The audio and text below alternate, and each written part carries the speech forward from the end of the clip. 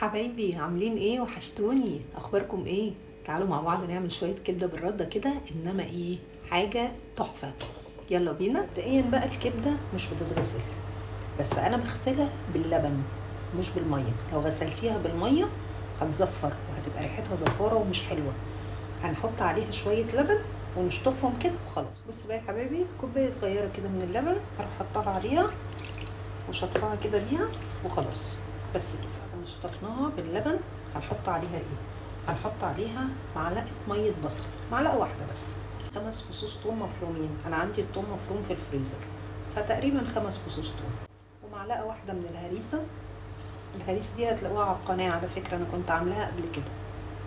ومعلقتين عصير ليمون، نص معلقه ملح، ومعلقه صغيره بابريكا، ومعلقه ونص كده من الكمون، ومعلقه صغيره من الكزبره.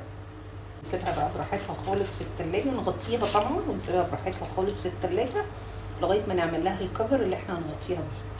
دي الرده، بس الرده عشان نستخدمها لازم الاول تتنخل، هندخلها بالمنخل ده وارجع لكم تاني. معلقتين بقسماط على معلقتين دقيق على معلقتين نشا، هحطهم مع الرده عشان يدوها طعم شويه كده. هقلبها بقى كلها على بعض كده، واخد منها جزء اعمل بيه الكبده، والباقي اشيله في كيس واحطه في التلاجة. الكبده دلوقتي المفروض انها قعدت تقريبا ساعه ونص. احط عليها بيضايه واحده بس في الطبق كده زي ما هي. يلا بقى نغلف الكبده القمر دي.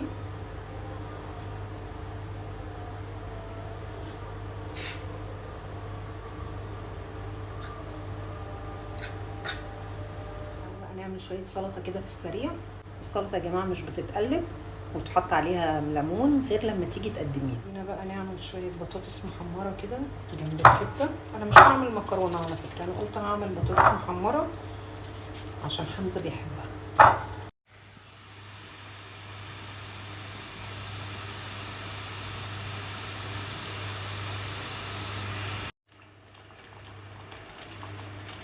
ما اقولكوش على الريحه يا بنات، الريحه فظيعه. حلوه.